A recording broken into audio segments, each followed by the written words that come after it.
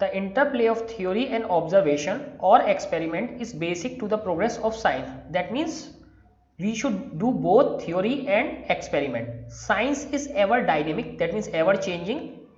There is no final theory in science and no unquestioned authority among scientists. So there is no final answer. All the answers are subject to change.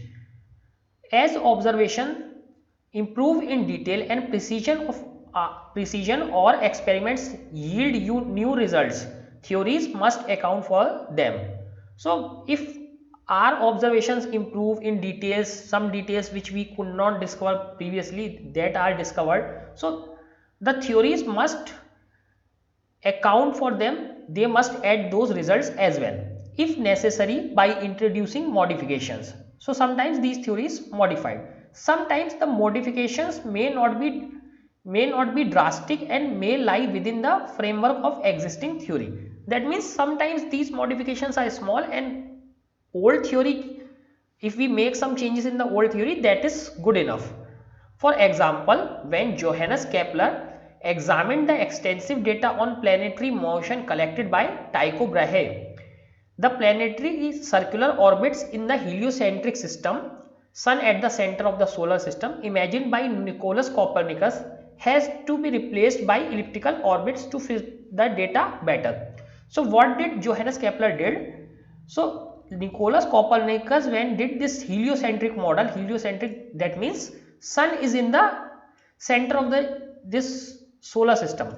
So he imagined that orbits of the planets are circular. But when Johannes Kepler examined the data collected by Tycho Brahe, he said that no, these orbits are not circular, these are elliptical orbits. So a minor change in the existing theory, that means instead of circular orbits, orbits are elliptical.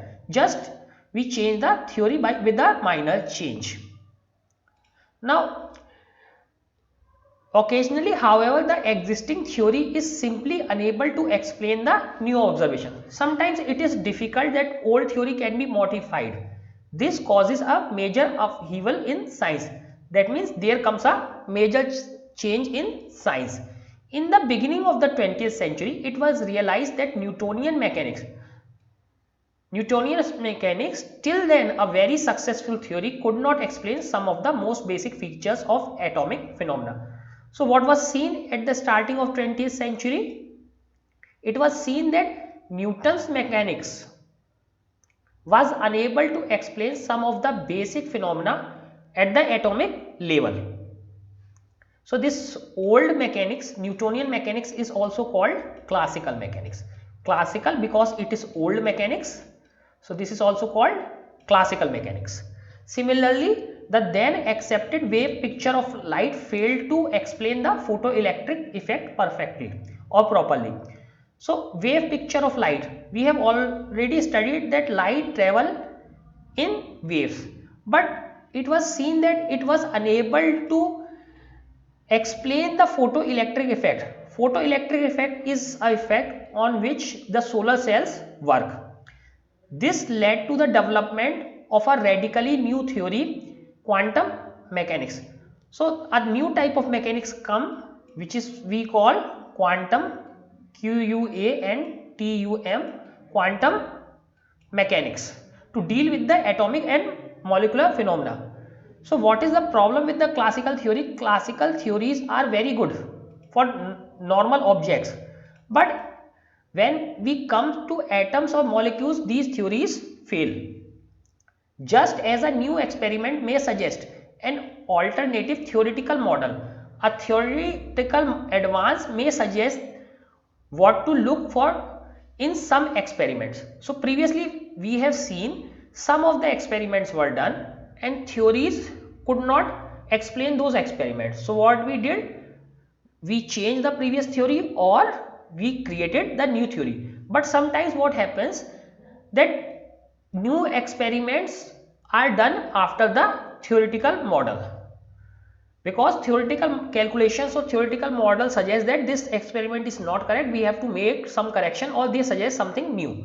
The result of experiment of scattering by alpha particle by gold foil in 1911 by Ernest Rutherford. Again, this is Rutherford established the nuclear model of atom. So in the first case we see that scattering of alpha particle when done by gold particles.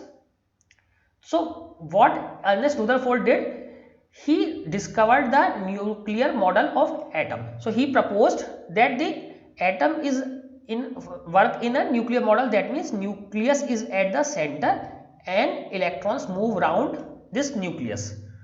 So first experiment was scattering of alpha particles by gold foil. Then the model comes, which then became the basis of quantum theory of hydrogen atom given by Niels Bohr. So this was the first case when first experiment came, and experiment give rise to a theory. Now in the second time, on the other hand, the concept of antiparticle. So there is a particle which is called antiparticle, was first introduced theoretically by Paul Dirac.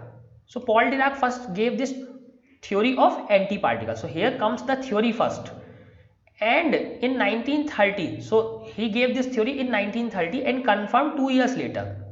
But antiparticle was confirmed experimentally 2 years later. So he gave this theory in 1930 and in 1932 it was discovered. So sometimes theory comes first, sometimes experiments comes first, and we have to give the theory for that experiment.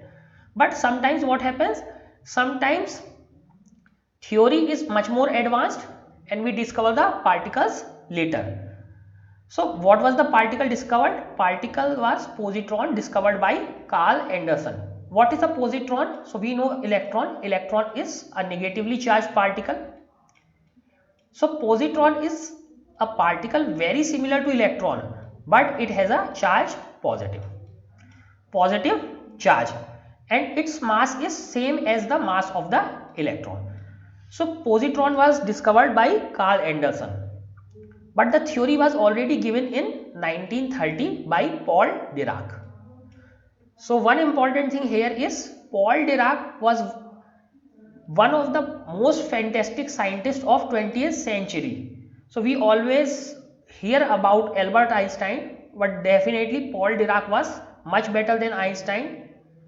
He was a shy guy and did not come into picture, but that does not mean his discovery were lesser than Einstein, but his discoveries were better than Einstein. Please go on the internet, learn about this thing. He has made a very significant discoveries in field of physics, which are definitely better than that of Einstein.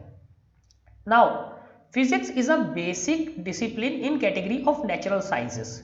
So we have a category in sciences that is called natural sciences. That means how does nature work, and physics is a basic discipline that, which also includes other disciplines like chemistry and biology. So what are other disciplines? Chemistry and biology. So naturals in science. In science there is a category called natural sciences. In natural sciences there are few basic disciplines: physics, chemistry, biology. So these are natural sciences. So what are unnatural sciences? Unnatural sciences are engineering sciences. Those are not called natural sciences. So there we try to develop something by using science. The word physics comes from a Greek word meaning nature. So what is the meaning of physics? Nature. To understand the nature. Its Sanskrit equivalent is bhautiki. So what is the meaning of physics in Sanskrit or Hindi? It is called bhautiki. Bhautiki. Bhautiki, that is used to refer the study of physical world. So bhautiki means physical world, studies of physical world. A precise definition of this discipline is neither possible nor necessary. So we cannot create a perfect definition for discipline. What we can broadly describe physics as a study of the basic laws of nature. So how do we describe physics? Studies of the basic laws of nature and their manifestation in different natural phenomena. That means their usage, or how are they used, or how they are explaining the different natural phenomena, that is physics. The scope of physics is described briefly in the next section. So we are going to describe the scope in next section. Here we remark on two principal thrusts, that means two key areas, unification and reduction. So there are two key areas, unification and reduction.